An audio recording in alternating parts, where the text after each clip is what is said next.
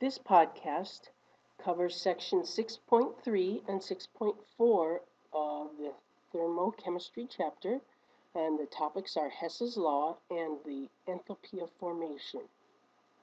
So we're continuing on with the concepts of enthalpy now, which is delta H.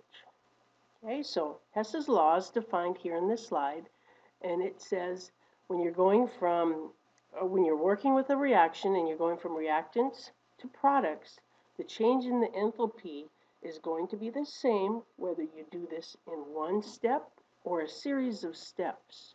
And that's why enthalpy is a state function, because it doesn't matter the pathway you take, it's just the beginning conditions and the ending conditions that are important.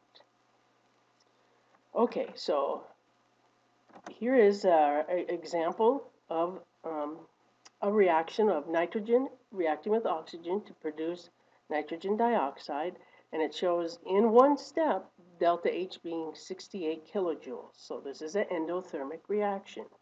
Okay, then it shows it taking place in two steps where the nitrogen and the oxygen combine to form nitrogen monoxide, and then nitrogen monoxide combines with oxygen to produce nitrogen dioxide. Then it shows the two delta H's for each step, and then when you add them together, you still end up with 68 kilojoules. So this is an example of the idea that beginning and ending is the only important point. The steps in between don't count. And then you'll notice that the two terms cancel, and those are called intermediates, and so they are not important because they're in the series or the pathway. So again, we just care about the beginning and the ending points. Okay, here's Hess's law being shown using an energy diagram, and the idea is still the same. We're showing that same reaction, one step or two steps, but notice that in the red arrows, the ending point at 2NO2 is the same, okay, whether you take one step or two. This video clip here shows the idea of Hess's law with an energy diagram again. Hess's law illustrates why enthalpy is a state function. For example, we want to determine the enthalpy change for the combustion of graphite to carbon monoxide. Imagine that the reaction takes place in two separate steps. Step 1 is the combustion of graphite to carbon dioxide. Step 2 is the decomposition of carbon dioxide to carbon monoxide. The net result is obtained by adding the two steps and canceling out like terms. The enthalpy change for step 1 is negative 787 kilojoules. The enthalpy change for step 2 is positive 566 kilojoules. Therefore, the desired enthalpy change for the net reaction is the sum of negative 787 and positive 566 kilojoules, or negative 221 kilojoules.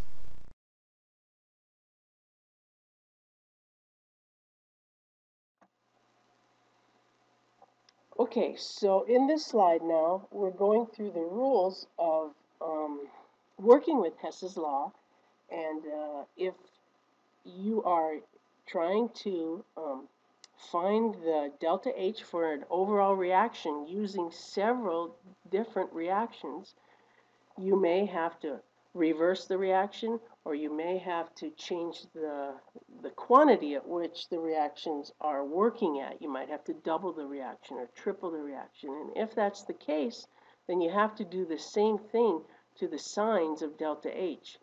If you reverse a reaction which was in one direction endothermic, well then in the reverse reaction it's going to be exothermic, and so you're going to have a different sign.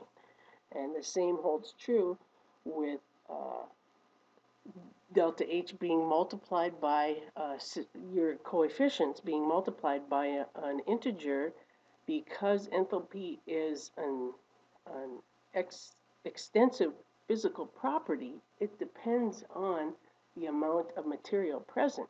So if you double the reaction, you have to double the delta H. Okay?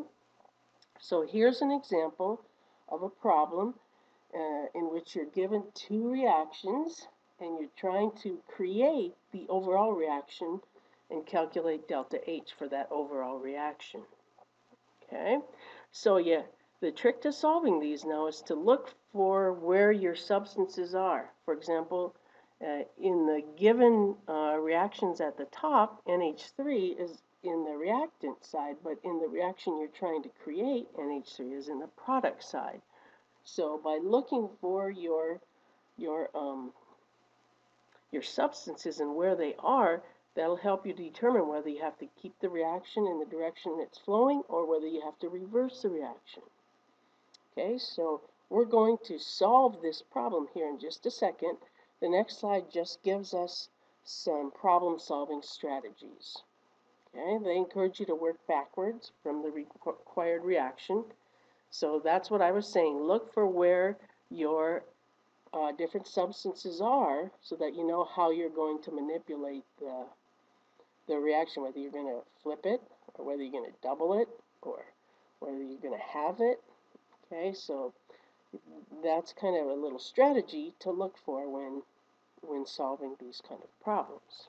Okay, so let's go back to our original example. And so the desired reaction is at the bottom, and then there's the two reactions that they gave us, and they've both been reversed because the required material, the water, was on the wrong side, and the NH3, the ammonia, was on the wrong side. So both of them had to be flipped, so notice the signs are flipped in delta H. Okay, and next we're going to have to change the quantities because the desired quantities don't match. We need to have 4 moles of NH3, and in the given data, we only have 1 mole. So we're going to have to multiply through by 4 on the first reaction, and it looks like we're going to have to multiply through by 3 on the second reaction, and so we have to do the same thing to the delta H's. And so there you have it. Then in our final reactions now, we'll see if we can cancel any like terms, and it looks like we can. We can cancel those hydrogens. And so it looks like by canceling those out, we've created the desired reaction, so now we simply add together our delta H's. And that gives us a positive 1,268 kilojoules. Okay, now that was one way of solving delta H, or finding enthalpies for reactions, solving for delta H, but sometimes it's just not convenient to solve with a series of reactions, and instead you may need to use the enthalpy of formations, which simply means that all of our different compounds have a specific amount of energy that it takes to form that compound from its elemental material. So, for example, I've put magnesium oxide here. So to make magnesium oxide, and we only want 1 mole of magnesium oxide, we are going to react magnesium with oxygen. And notice that 1 mole of magnesium plus a half a mole of O2 produces 1 mole of magnesium oxide. And the heat of formation, the energy needed for that to happen, is negative 602 kilojoules. Okay, so negative meaning that when those two elements come together and form that compound, that energy is actually released. Okay, and these values can be found in the back of your textbook under Appendix 4. Okay, so you look for the delta HF because that stands for enthalpy of formation, the energy needed to create 1 mole of a compound from its elements.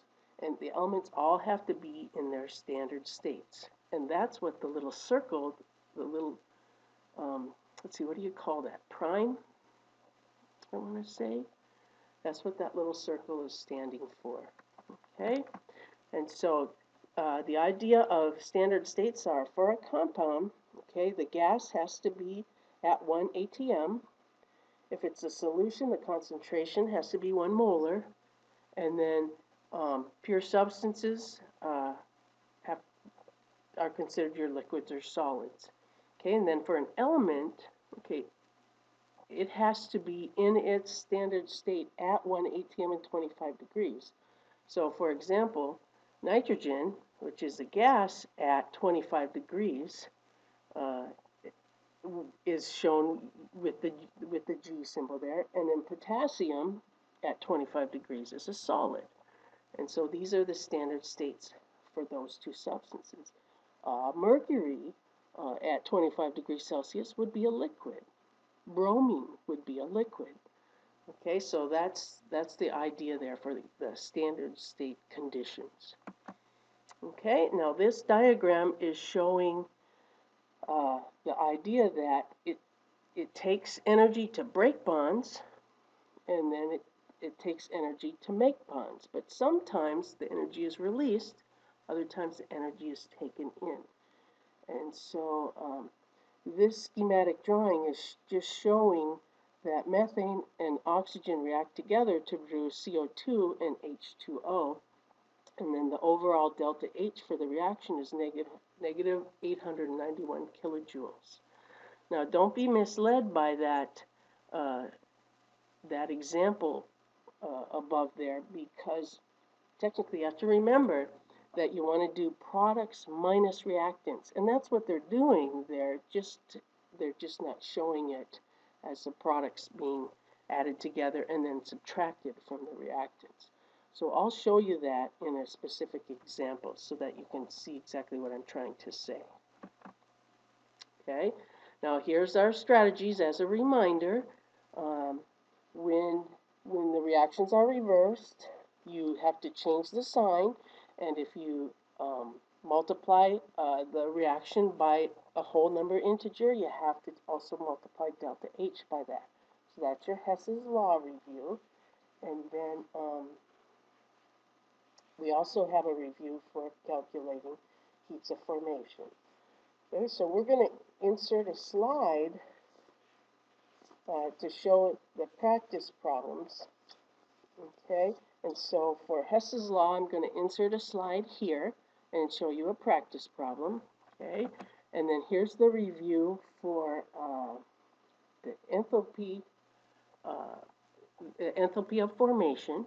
Okay, and the symbols don't turn out right with the PowerPoint, so I'm going to rewrite the rule 3 there for you when I solve the practice problem so that you can see what that's trying to say. Those boxes should be, for the first H should be a delta, and then we should have some summation boxes, and so it's just not showing up. So I'm going to rewrite rule 3 when I solve a practice problem. Okay, here's an example of Hess's law, and remember Hess's law is a state function, so we really have many ways we can solve this. We can solve it in one step with the calorimeter. We could solve this in a series of different reactions, as long as our beginning points and our ending points are the same. That's all that matters. So here's an example where I'm trying to create this overall reaction, and I'm given these 3 different reactions with their delta H's.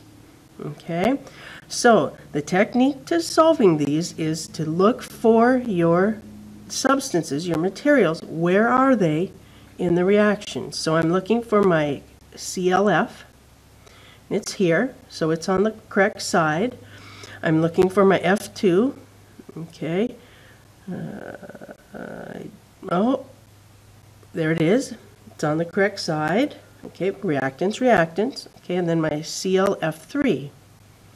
Oh, it's not on the correct side. Okay, so it looks like I'm going to have to flip the middle one so that I can get this on the correct side. And then what else am I going to have to do? I'm going to have to, let's see, divide this one by 2 because I've got 2 moles of this and I only need 1. Okay, and let's see, anything else? Looks like I'm going to have to divide this one by 2 because I only want 1 of these. And it looks like I'm going to have to divide this one by 2. So what I'm seeing happening is I'm going to be dividing all 3 of these in half. So I'm going to be halving my delta H. I'm going to be reversing this middle reaction. Okay, so let's see, CLF plus O2 produces Cl2O plus F2O, and I'm going to have to divide this by 2. So let's get the coefficients in there. Let's see, so I'm going to divide everything by 2, which means I have to take my 167.4 and also divide it by 2. Okay, that's going to give me 83.7 kilojoules. All right, I'm going to have to flip this reaction. So Cl2O plus 3F2O produces 2ClF3 plus 2 O2s. So I flip that, so I'm going to have to change the sign from positive 341 to negative 341. And then I'm also going to have to, whoops, I forgot the, oh no, I didn't. I forgot I flipped this. Oops. I'm going to have to divide through by 2.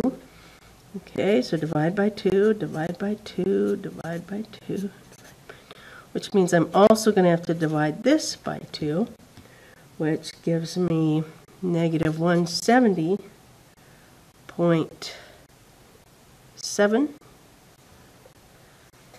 kilojoules. Okay, and then our last reaction here, we don't flip it, but we're going to have to divide it all by 2. Okay, so divide by 2, divide by 2, divide by 2. That means I'm going to take my negative 43.4 and also divide it by 2, and that's going to give me 21.7 kilojoules. All right, so let's look and see what we got here. So I'm going to switch to a pencil. Okay, so these are gone. We now have 1/2 here, we have 1/2 here, and we have 1/2 here. Okay, we have 1/2 here. We have 1.5 here. This is gone, we have 1. This is gone, we have 1. Okay, right, gone, we have 1, 1/2, and 1. All right, so let's cancel like terms. Do we have like terms? 1/2 Cl2O, 1/2 Cl2O. Cancel, cancel. Okay, 1 O2, 1/2 O2, 1/2 O2, so these are gone. Okay, 3/2 F2O and 1/2 F2O leaves us with what? Well, oh wait, we have 1.5 F2O and 1.5 F2O. They cancel. It doesn't leave us with anything. Okay, have we canceled all our like terms? Okay, what's left? CLF plus, down here our F2 produces, gone, CLF3, gone, and that's it. So basically what I'm doing now is just checking to see if I've done everything correctly. Have I flipped the right reactions? Have I divided through correctly? And I have, because I produced my desired reaction. So now all that's left is to add these together. Negative 170 plus the positive 83.7 plus positive 21.7 gives me negative 108.7 kilojoules.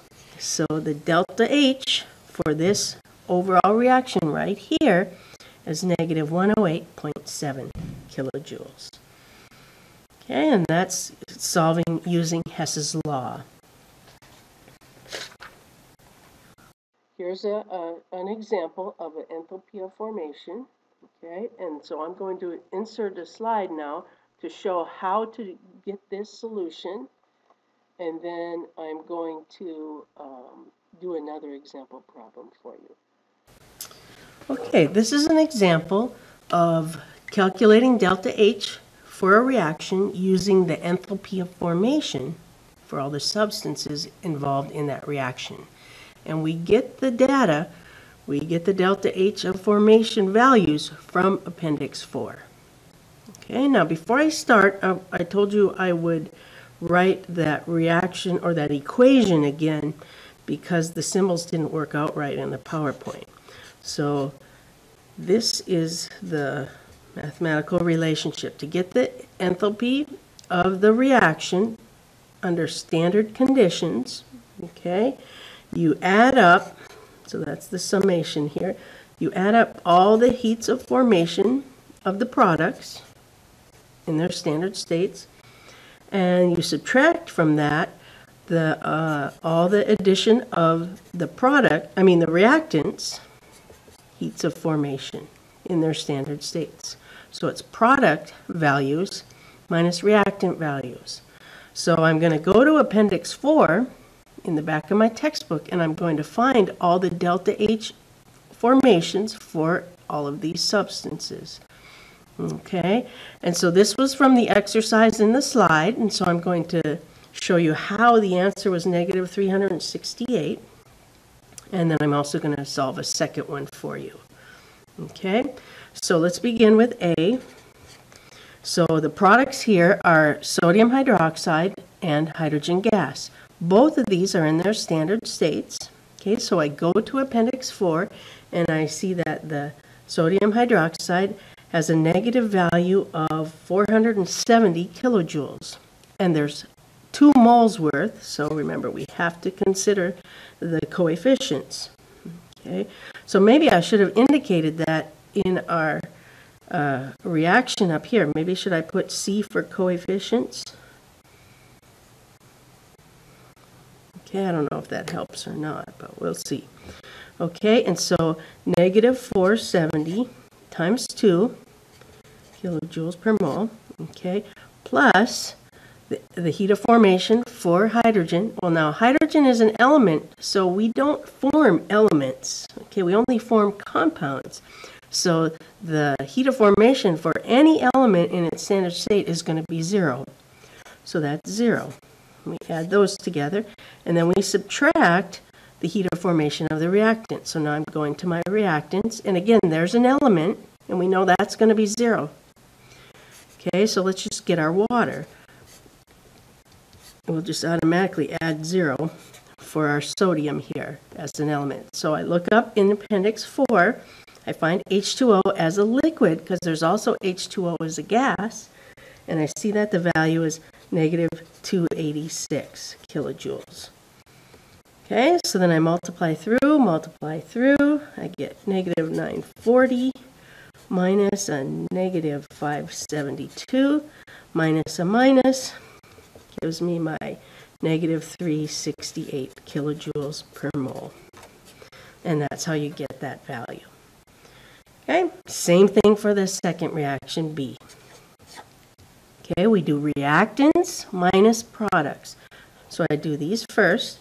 Okay, there's only 1 mole of sodium oxide. Looking in the appendix, I get negative 416.